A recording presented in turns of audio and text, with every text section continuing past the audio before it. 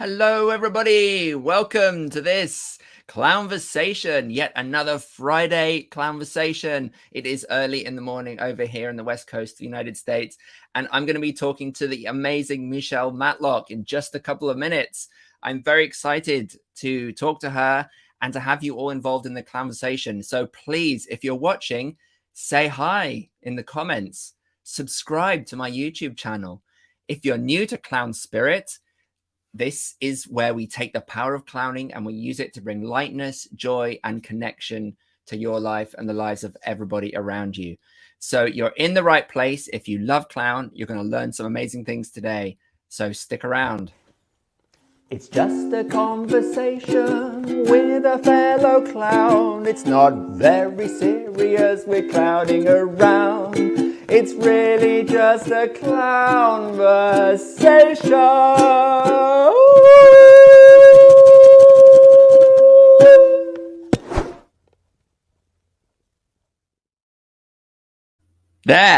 There is that. And before I bring Michelle on, I would just like to mention that in a couple of weeks, we have a really awesome event. We have the amazing Shannon Culcutt, who will be teaching a masterclass called Clown X. These masterclasses happen once a month at Clown Spirit, and it's going to be on the Saturday, December 3rd. And the topic is Permission to Shine. This is the theme. Shannon is an amazing master of her art. She's been teaching clown workshops and performing for many, many, many years. And she, during the pandemic, created some amazing methods for doing work online, particularly focusing on play and playfulness. And she has created this workshop, Permission to Shine, especially for Clown Spirit. So I'm super excited about that. There are two ways to participate. You can either enroll in the workshop as a one-off, and I'll put the link in the notes under here. But you can also join my membership, Clown for Life. And as a member, you automatically get access to all these Clown X masterclasses once a month and all the back catalog of past ones as well. So it's a really cool deal. You can either sign up for the individual one or you can become a member of Clown for Life. And I'll put the links for those underneath here. So that said, I'm super excited to welcome my amazing guest this week. She is Michelle Matlock. She has done so much that every time I tried to write a post or summarize what she's done, I just missed something. There's so much. So Michelle is a performing artist, creative coach, teacher, director, producer, founder of Circle Up Productions. And really, Michelle is an entrepreneur and has really crossed that divide from being an extremely accomplished performer to being a teacher and now to being an entrepreneur with their own production company, doing all kinds of exciting things. They also teach at the Dell'Arte School, which I don't think I mentioned in any of my posts, but, you know, is a really important element. Back in the day, they created a show that sounds really fascinating called the Mammy Project that we're going to be talking about, I hope.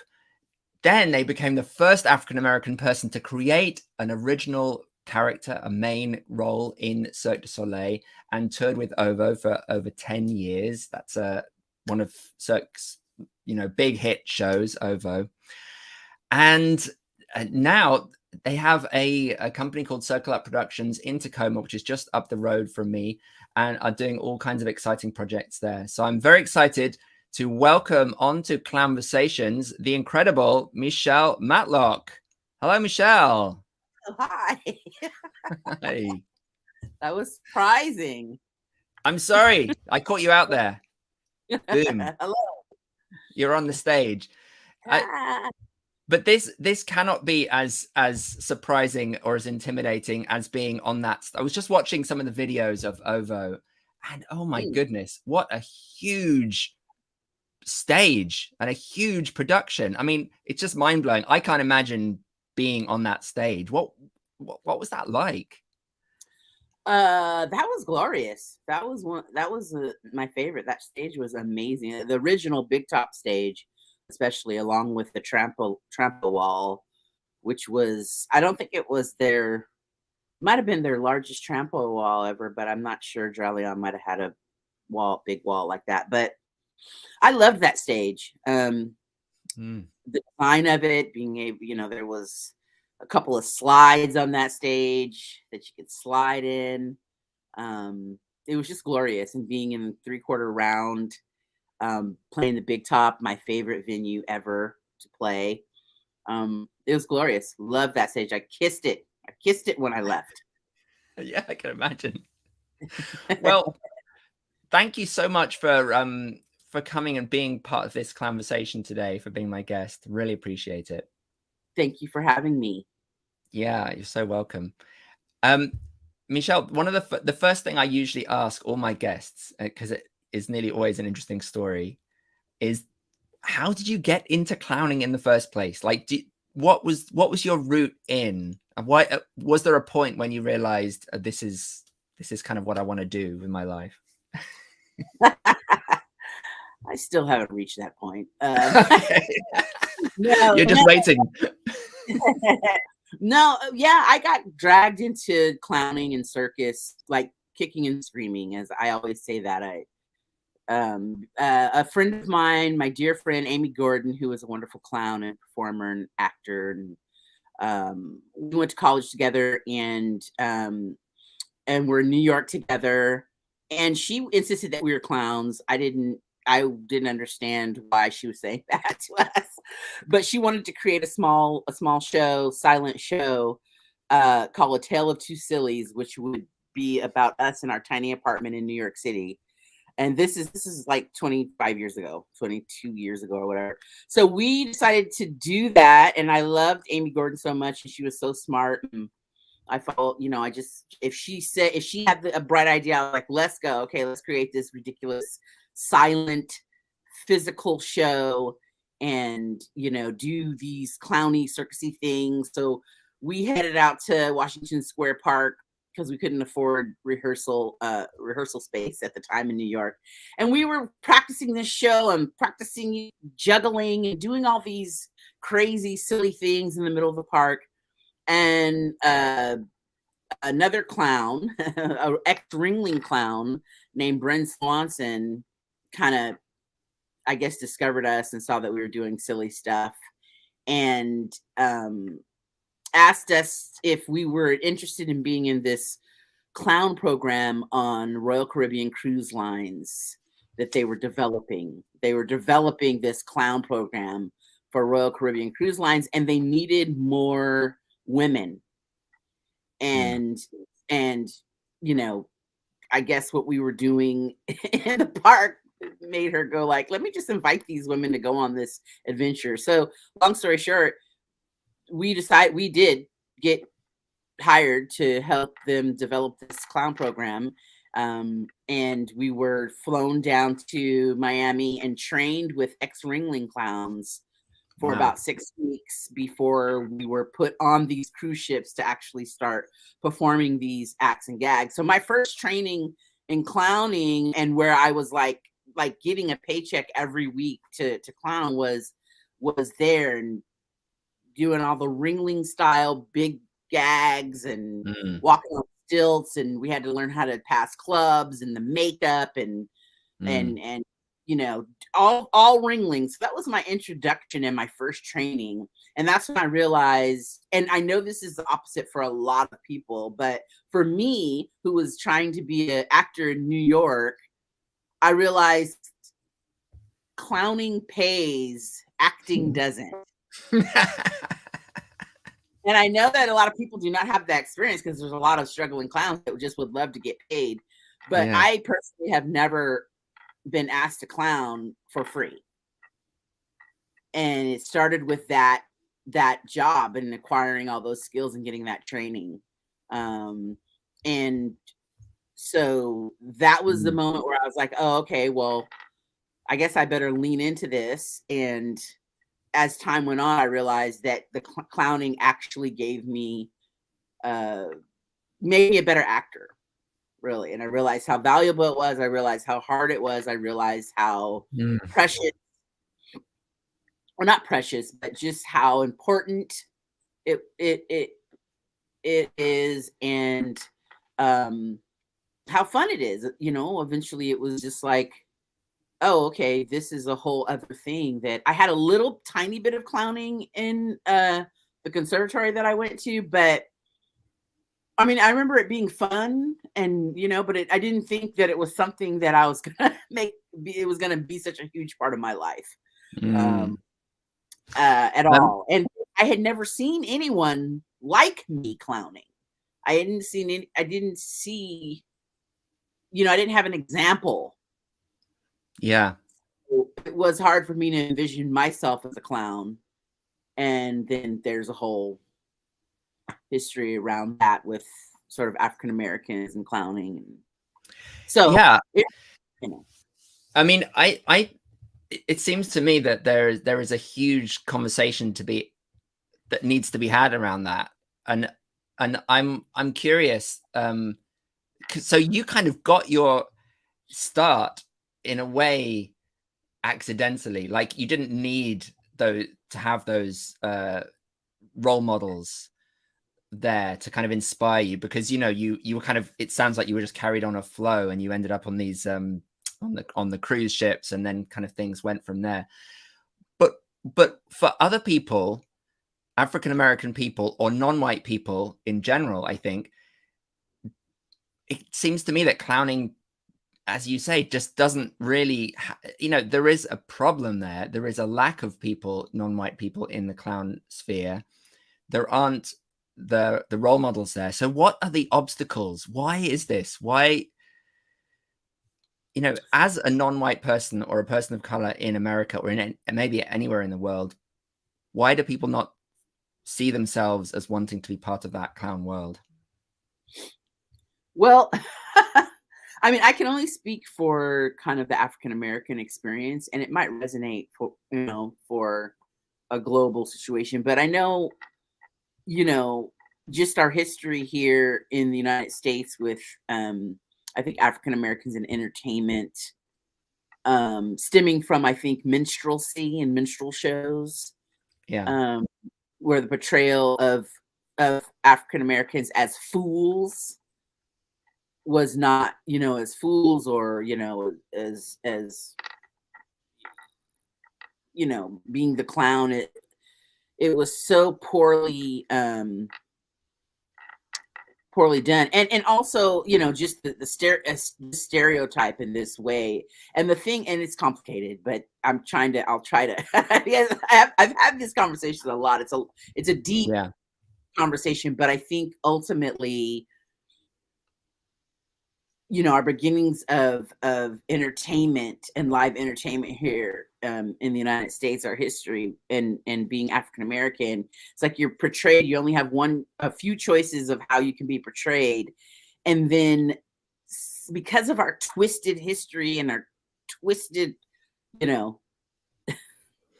socioeconomic way, that entertainment would get translated into into African Americans' everyday lives, right? Like, and then that would be put on African Americans who are just like trying to work or whatever, or whatever. And so anyway, to narrow it down to clowning, I don't think that like African American moms and dads don't want their kids to be fools. Because of that connotation, and not, like, it's probably any parent probably doesn't want their kid to be, but it goes so much deeper for clowning. And then I talk mostly about minstrelsy because that's where we see it in history. And I'm just beginning to sort of realize that, like those and really like dig deep. Like if you took away the blackface, these men, mostly men of color, were clowns, and they were quite brilliant clowns. Yeah. Unfortunately, because of the minstrelsy and the blackface, they're lost, and that the fact that they existed is lost and not celebrated because it's such a twisted way of having to perform. And so that's just scratching the surface of it. And it's a conversation that I began to have a lot lately, which is great. and a conversation that I've been able to have with other people of color and Black people, which is great. Because again, then clowning is, in my experience, is mostly white cis male, white, males in the room. Like, it's a very white male dominated profession. Yeah. And coming from that point of view also. And we don't, like there's not a lot of other cultures and the way that they clown that gets put out there or gets studied or gets folded into the mix. And so yeah, I just think there's a lot there. And yes, you're right. Like I went for it because I kept getting offers. But just last year, 2020 or 2021, when I was asked to do a BIPOC exclusive clown workshop, it blew my mind to see these younger folks that were looking to be clowns and to learn how to clown. It blew my mind how they were reacting to me and having known me or seen me online or looked me up or whatever, how powerful it was for them to see someone that has done it, someone of color and a woman that has done it in a sort of, in their eyes, as successfully. It really humbled me, and it really made me remember my early beginnings, because I glossed over a lot of stuff, just to work and to try to have fun and try to live my life as a performer, right? Like, so I think I just stuffed a lot of stuff, and there was no one to talk to about it, or no one, really, it didn't matter to anyone except for me. But it's wonderful now to be having these conversations. And I think the pandemic, that's because of the pandemic, like a lot of these conversations. Yeah. And not only the pandemic, I would say the summer of 2020, where we had George Floyd get killed. Really, I owe it to that, to him. It is super interesting. We're having these conversations, right? And all this stuff that's come up lately with the now infamous Saturday Night Live monologue last weekend, and Kanye and all the stuff that's happening.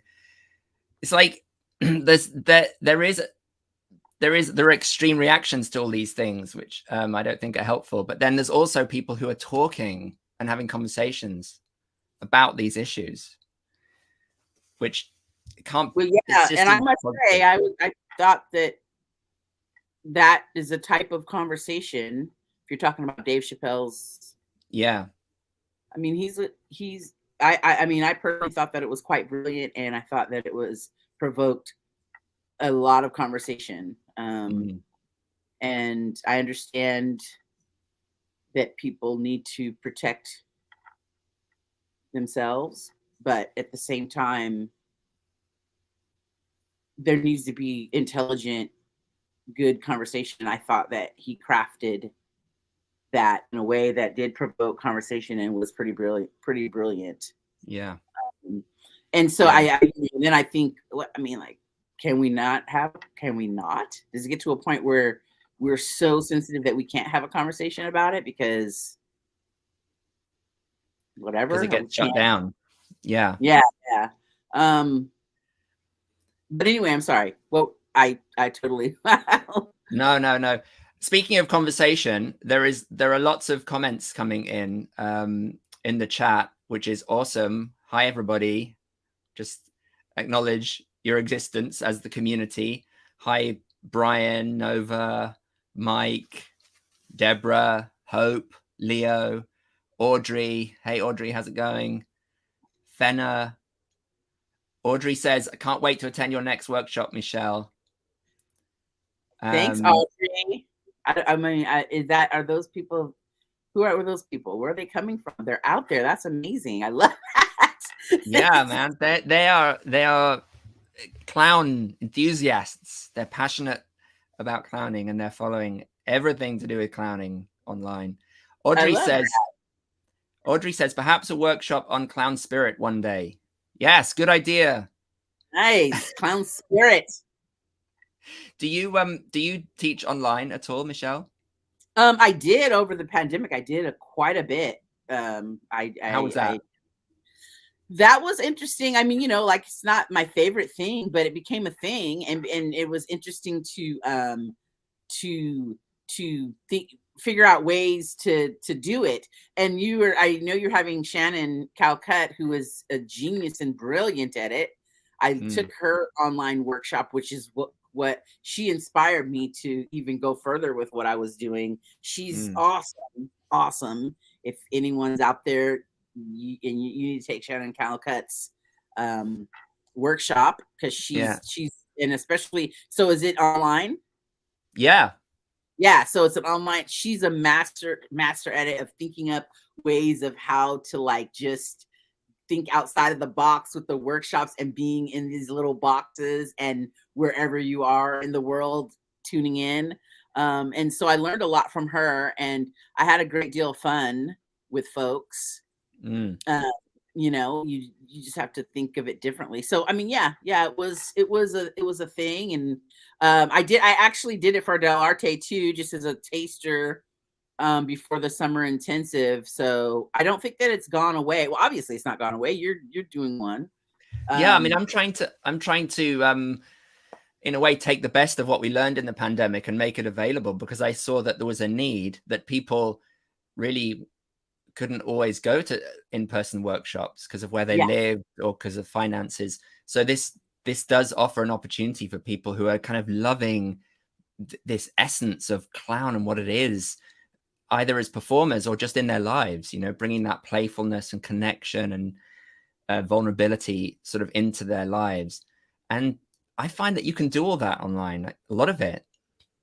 Yeah, definitely. Oh yes. You know, I loved that we broke through what we would think would be this like limiting thing, and it opened up so much. There's so much that I did online that I never would have done on person. And also, like, just the people that were in the Zoom room, like we would never be in a room together potentially. I had people from Australia, people from Japan, people from Europe, you know, they were in this class face to face playing and doing weird stuff together. I was just like, there's never a moment where we're going to be in the same room workshopping.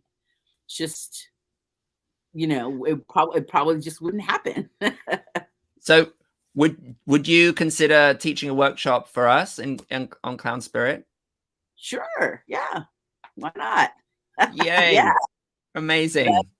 You heard it here first, folks. Right. We'll talk about that afterwards, but I think that would be amazing. That would be so cool. So Michelle, and I just want to say to people also, if you have questions for Michelle, just throw them into the comments and we'll feed them into the conversation. I have so many questions, Michelle, and we're not going to get through them all, but I have a curiosity about the Mammy Project, and I was wondering if you could take us back to that. Sure. That was pre Cirque du Soleil, right? Was that pre the cruise stuff as well? No, or was it? No. So when I came home from cruises, well, I not came home. I mean, after being on the ship for like a year, I started developing. Actually, while I was on cruise ships, I started that first year I was on cruise ships. I started writing the Mammy Project, so you know, so that's like as same, you know, a little bit of the same type of beginnings. And what was it that sort of prompted that? Was there a specific thing that made you want to go in explore that material? Well, I'm not sure why it initially came up, whether it was a feeling, a history, a weight on my that I felt in my body, around this subject matter. But the thing that kicked my butt right into saying like, I've got to do this is in New York, I was called to audition for an Aunt Jemima pancake mix commercial. And at that point, I was like, this is insane. I didn't even know they still had commercials. And I was just like, how can something that's so offensive be so thriving? But like, and for Black people and for white people, it's like this wonderful feeling and could be a representation for beloved things. And I didn't understand that. I didn't understand why white people don't know that, and why they would call me for an Aunt Jemima pancake mix commercial. I just didn't get it. So I was like, I got to write this show. So, and you tell that story in the show, I think. I believe so. It's been a minute. Yeah. I do tell that story. That is part of the story. That is part of my story. Correct. Yep. Because you went, I mean, I've just seen little snippets of the show from the YouTube kind of promo video, so I haven't seen the whole show. But did you go to that audition? I did. I went to that audition. It was very weird. It was strange. And, you know, I read the sides or did whatever they wanted me to do, which I kind of blacked out, I think. But I just remember the woman looking at me like, and like in the moment being like, you know, wow. Like, it's not what we're looking for. It was weird. It was very weird. But so tell us about the show, about the development of the show and the ideas. Yeah, so I workshopped that show through a class for one of my mentors, who actually specializes in helping artists develop one-person shows. And then I would take little bits and pieces of it around and do it around all over downtown New York. And then I connected and hooked up with the Bindlestiff family circus, and they got their space on 42nd Street. And I was always talking about this show with Stephanie Monsu, who was the founder of Bindlestiff, one of the founders. And then they got this space on 42nd Street, and they asked me if I would do my show, if I would do it on the stage like every Monday night. And I told them I have like 15 minutes, and they're like, that's what you do is 15 minutes. So yeah, that's how it all started. And what that allowed me to do was work stuff in front of a live audience. I had 15 minutes. And then by the end of that total run, I had over an hour-long show. And then a lot of incredible stuff happened during that time that propelled that show to another level. So yeah. It's one thing that's striking about your career is just how much time you spend in front of audiences, right? You just like constantly, it seems like, and this is a theme that I've noticed with many of the people I've talked to, that just this ability to get out in front of an audience and to learn your craft in relation to people regularly, to get that kind of, to build in that reactive skill and that awareness of what's going on in the moment. And I'm curious about them having done all that work on the cruise ships in clowning, and presumably interacting with the audience and really learning how to be with an audience, and then creating this solo show with this really difficult subject matter.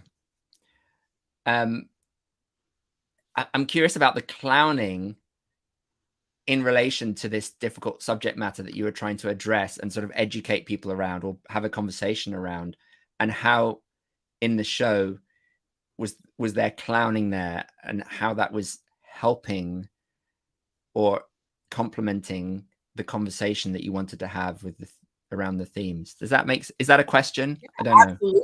Absolutely. Yeah. And so that's part of my thing with that show, is that I wanted it to be inviting and funny. I just didn't want it to be this like deep, dark, historical story. So it's, So there is clowning, because all of that stereotype, myth, that icon comes out of minstrelsy. And so I dug deep into minstrelsy, which is when I realized, oh my God, this, minstrelsy is clowning. It's just a twisted, warped American way of doing it. And so, and the that icon, that Mammy, that Aunt Jemima, used to actually be a minstrel character in clown shows, wow. where a big white man, usually a heavier set white man, blackface with a bandana, then that's connected to slavery. And so there's this anyway. So I do a whole clown part, a part of the show where I'm mixing pancakes and I'm Aunt Jemima and all this stuff, and that's a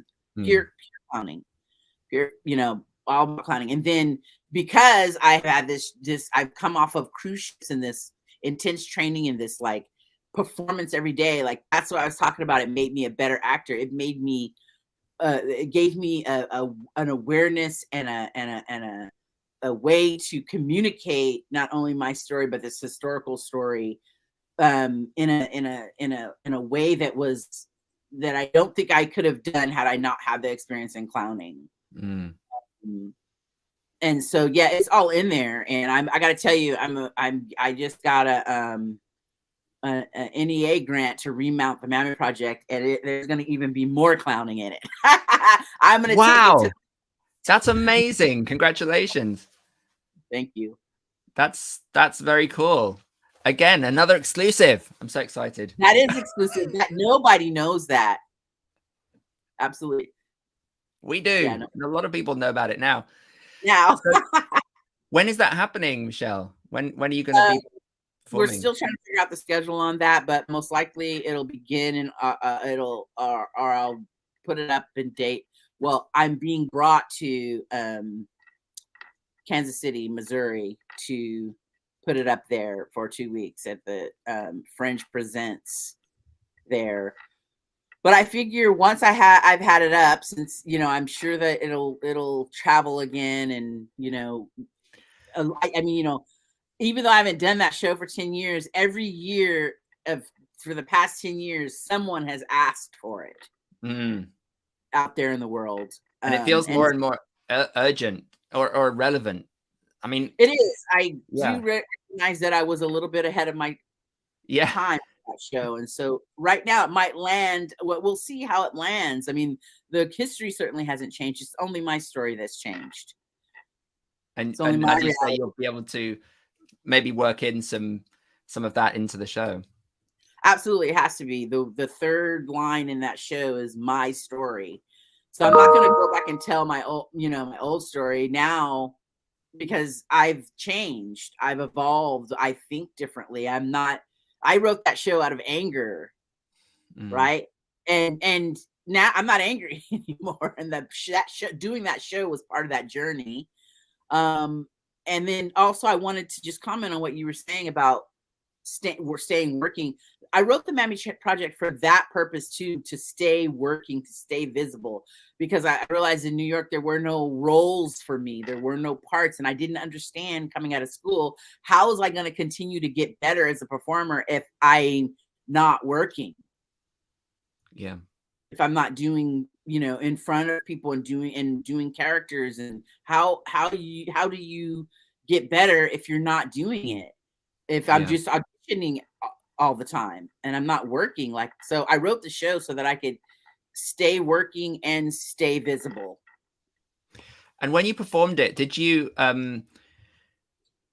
because I also noticed that you mentioned you did it at maybe universities and schools, or there was some educational element to it. And I'm curious about conversations. Did you have workshops or conversations with people after the performance? And how did you sort of work it into educational project?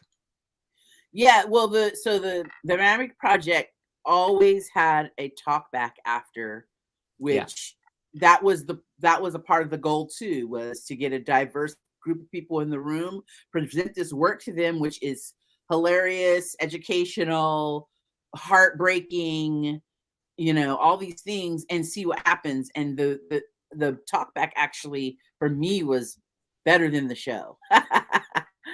Because people, for whatever reason, that show really allowed people to express how they really felt, whether it was like politically correct or not.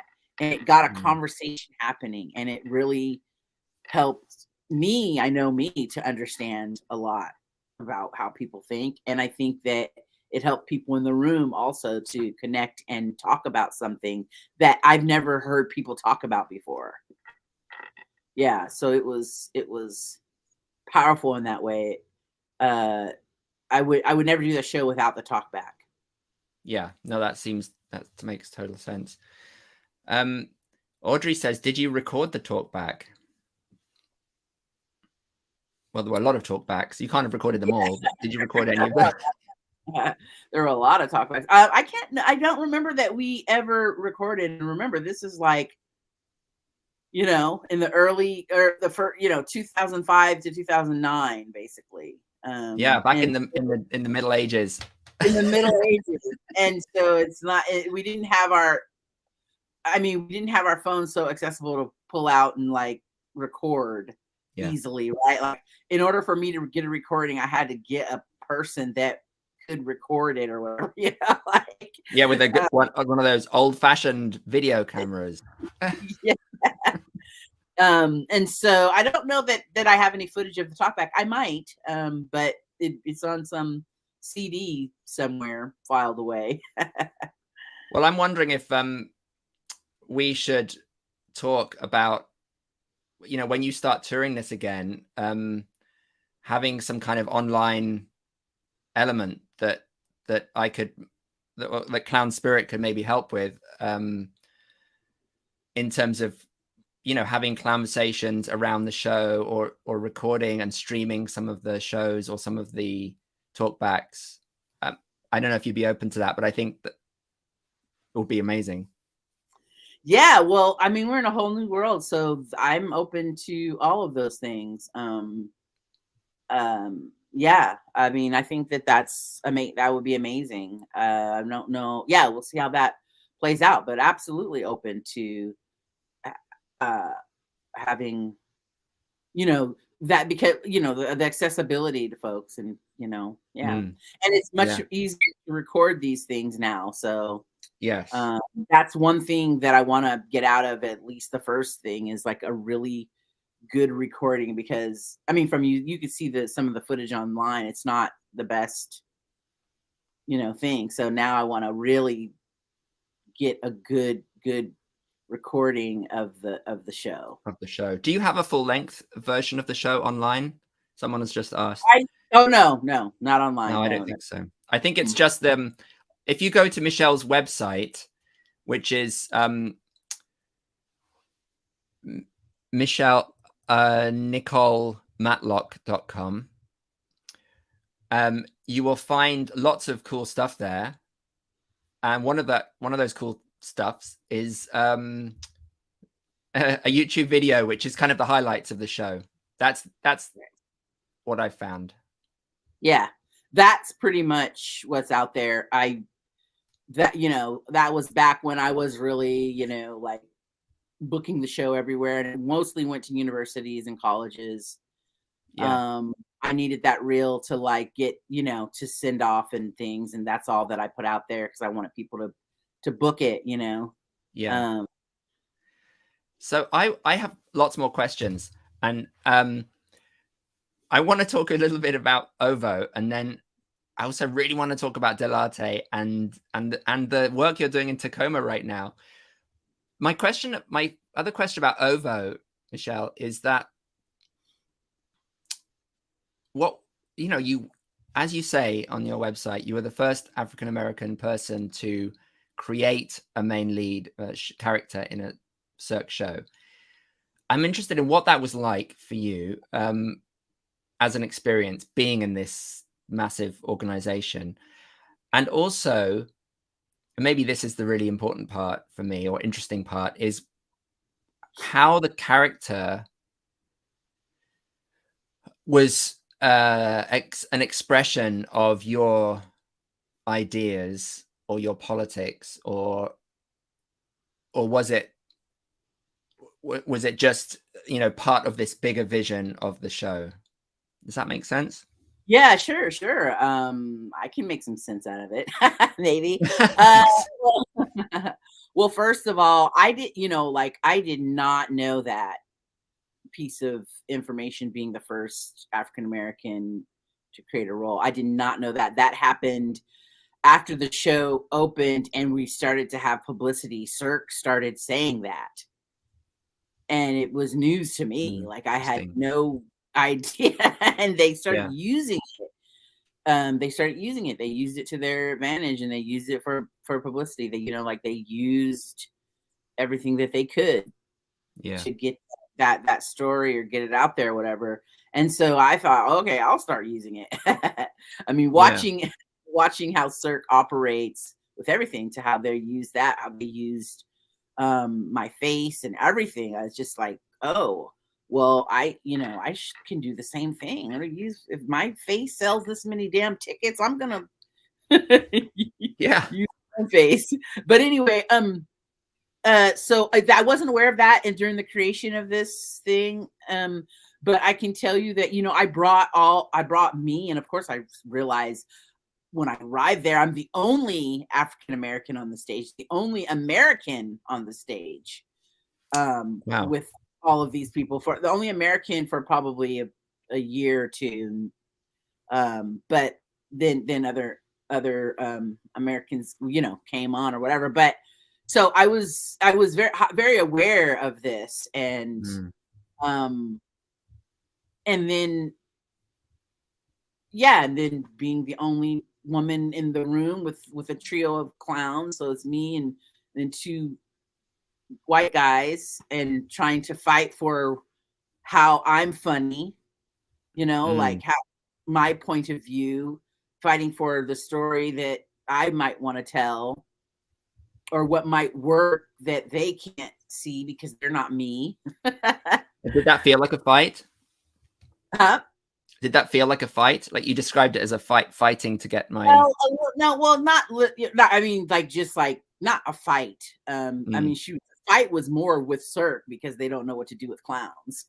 You hire 3 like independent, solo performing clowns, but then you don't let them create anything. Cirque is sort of known for that. That first creation was more of a fight, actual fight with Cirque, to like, let us do what we do.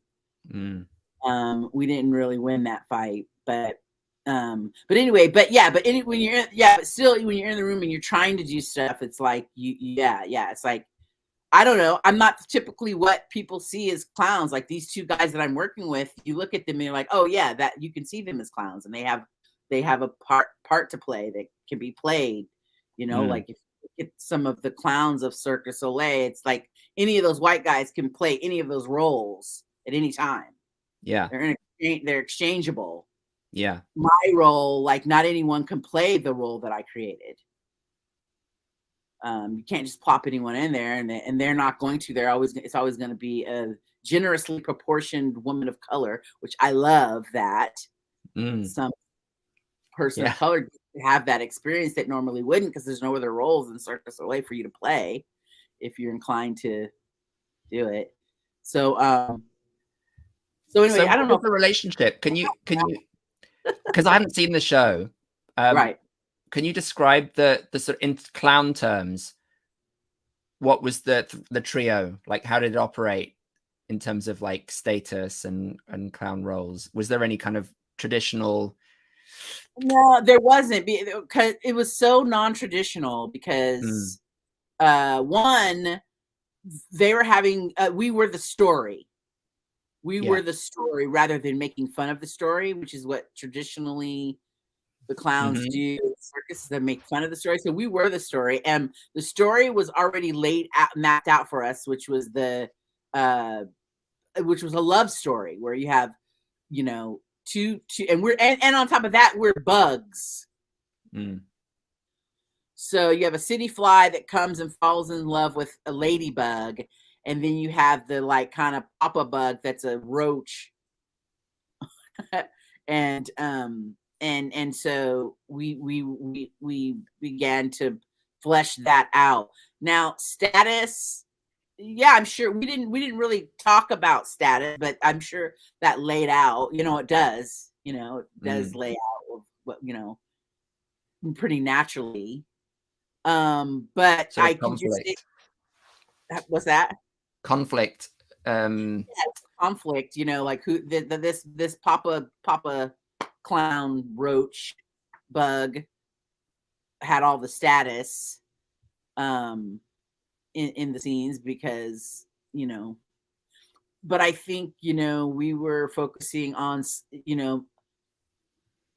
eventually the slapstick is what resonated, physicality, total physicality, slapstick. We had a bug language that we created with each other, so we would have these conversations. But what really held that together was, I think, the physical comedy and the physical and the slapstick that we tried to put in there. Yeah. Super interesting. So I'm really curious now. I want to, if this is okay, move to your teaching before we run out of time, because this is really important. What is it for you that you're trying to teach in its essence when you're teaching clown? Like, you go to Dell'Arte or you teach a clown workshop independently. What is your core understanding of clown that you're trying to impart to people in workshops? Wow, that's so ever evolving. But I think the core is, I guess, I mean, these words are hot words now, but like presence and vulnerability.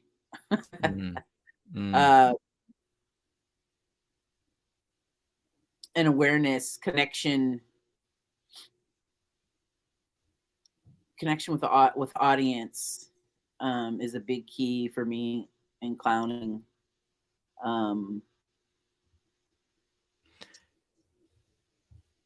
Knowing when like sort of, of course having fun, and then knowing when it's not fun anymore. Knowing when to leave. Interesting. Or when to move on, when to acknowledge that something isn't working. Right. Yeah, and I'm changing. I'm learning a lot. I'm taking workshops with myself now, and like, which I haven't done in a long time, and just learning a lot. And also just like thinking about how, decolonizing clown. Like, what are these things that we say and we do that aren't inviting and aren't, or to put, I don't want to be put in the position of like, oh, I'm just, like I'm this, been doing this art for so long, and I'm like I'm teaching you something, and really what are you bringing, like I think I recently read somewhere that it's like we're all bringing something to the table. We already know, like we know how to make our sisters and brothers laugh. We know how to make our mothers and our grandmothers and our fathers laugh. We know what that is. Right? We already know that. And to me, that can be like a knowledge that we can bring to the table, and that each person brings individually and different. And it's my job to see that and pull it out, to spark that in a workshop setting, and pull it out. It'd be different for everyone else. People are from different cultures, and there's different ways of operating. But beautiful. I love that. I love that. What are some would you say, do you have any sort of signature exercises or structures that you would use for that exact purpose, to sort of be able to draw out and spark what people have in them already? I tend to Well, in the beginnings, I tend to play a lot of games to see how people sort of play and how, if they will play, if they're able to, like go back to that 5-year-old. Yeah. So I tend to play a lot of games and watch and see how people play if they're willing to play, and then a lot of emotional stuff, a lot of laughing exercises. One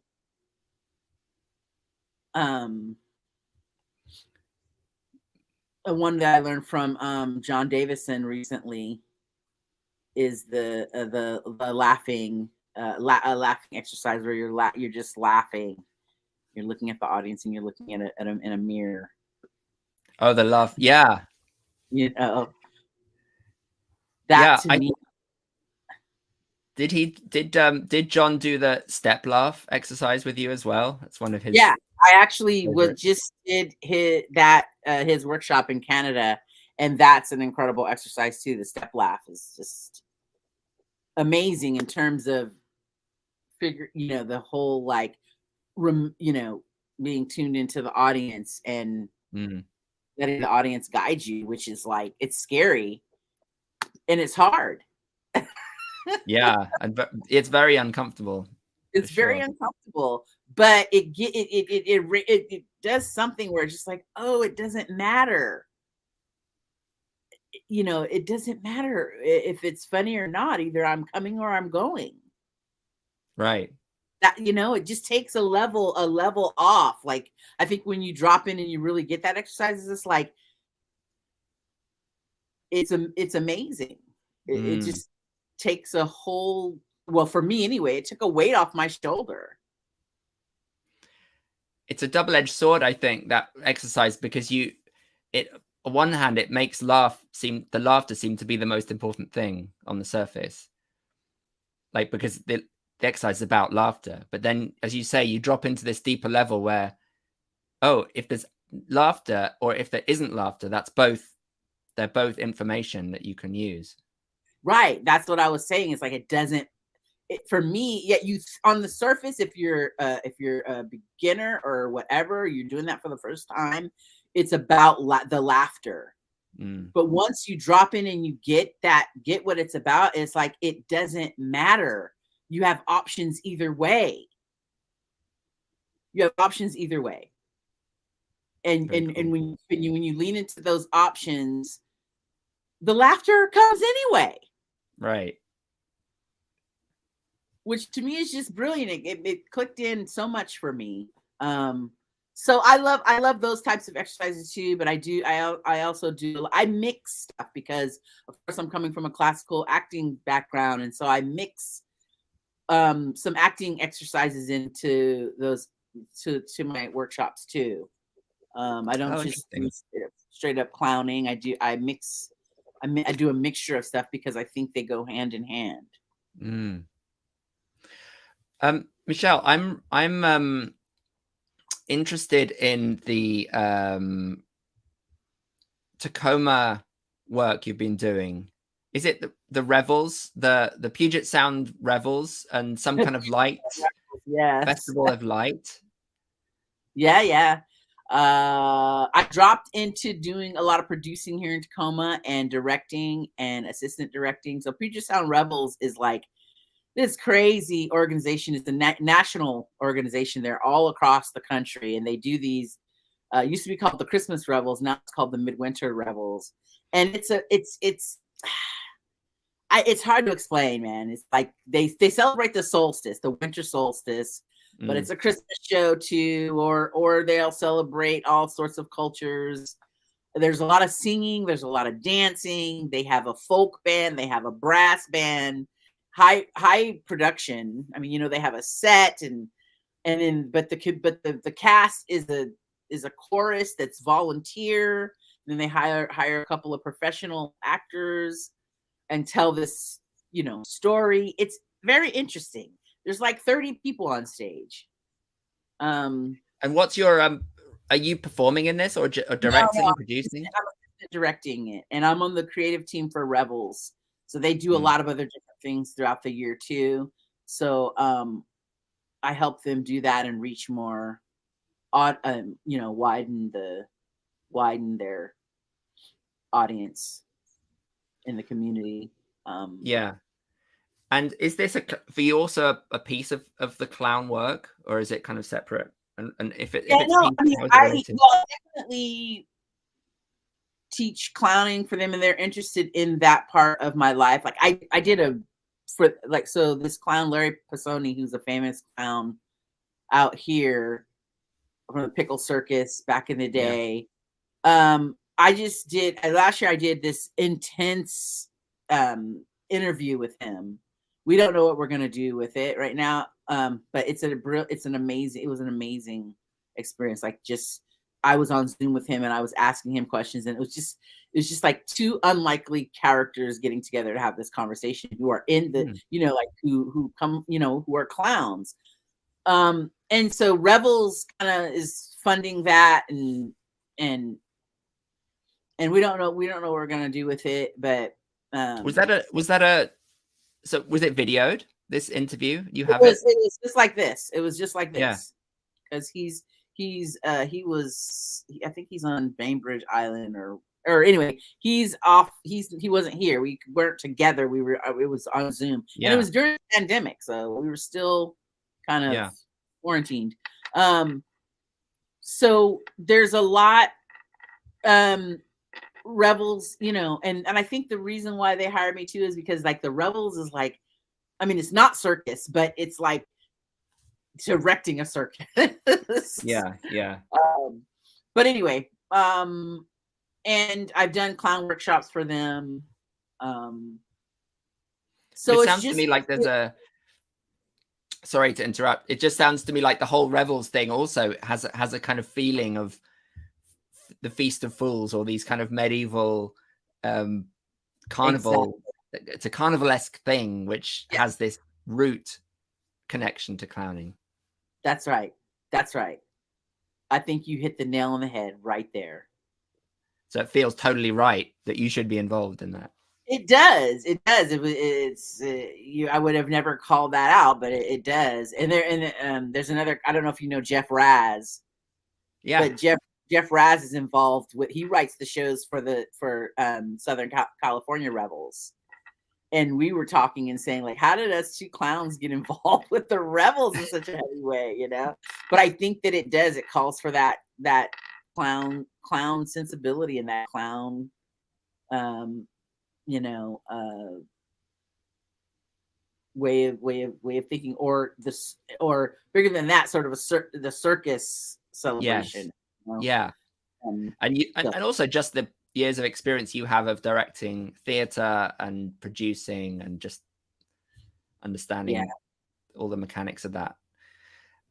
Eddington says, I heard you talking about clown in Canada. Do you have any links? I want to attend a clown school or a clown company I can join. Please help. Whereabouts in Canada are you though, Eddington? Yeah, where in Canada are you? I mean,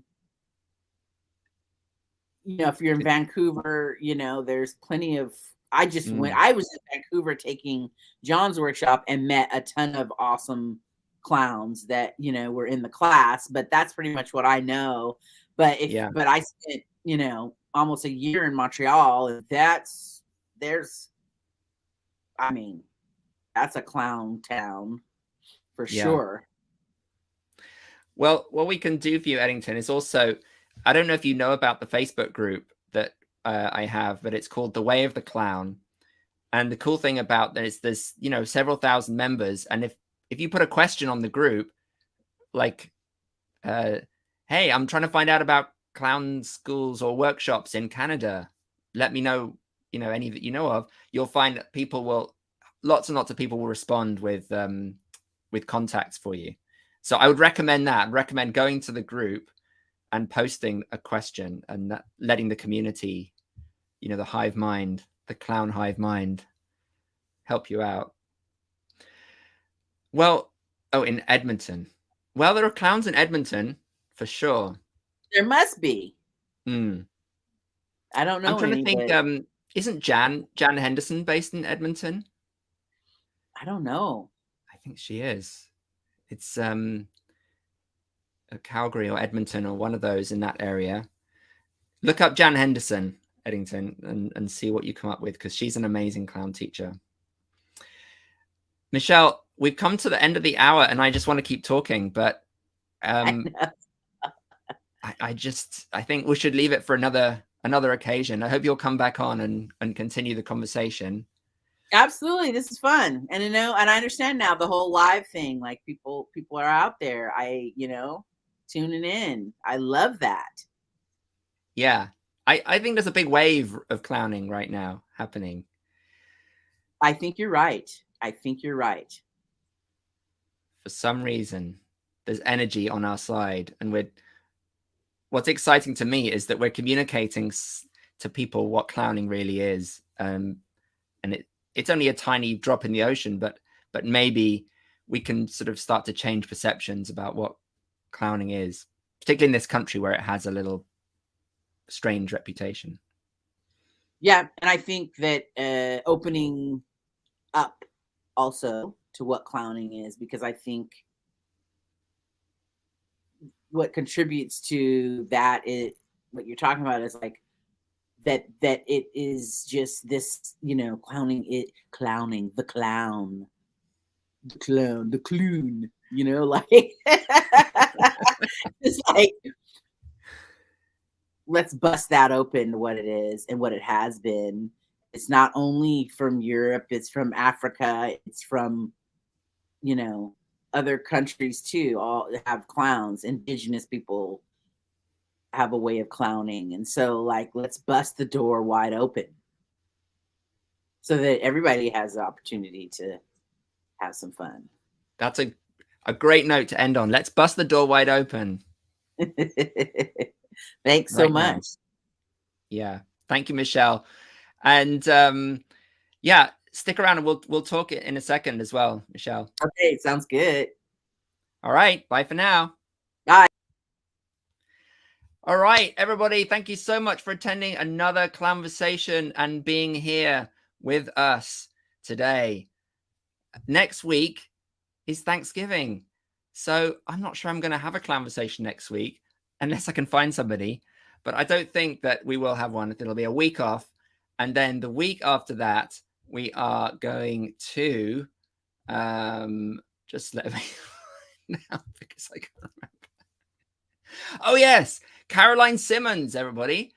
Former Big Apple Circus performer, amazing, very important in the hospital clowning world. She is based in Europe. She's an amazing clown, Caroline Simmons. It's going to be a very interesting and amazing conversation. So thank you for attending once again, everybody, my lovely clown friends. Remember, Shannon Calcutt is going to be giving a masterclass on December 3rd, Saturday, December 3rd at 10 a.m. Pacific time. You can sign up for that as a one-off, but you can also join Clown for Life and get it automatically. And every single month, have a Clown X masterclass. And there's amazing people coming up. We have John Davison is going to be doing one, Joe Diefenbacher, Robin Hambrook. Who else? Hopefully Jan Henderson. Hopefully Michelle Matlock. Olivier Ugtero, Patrick Vanderboom. Every month there's a new expert, a new experience coming to you through these Clown X masterclasses. So stay tuned, stay in touch, have a lovely week, and keep clowning. Bye, everyone. Bye.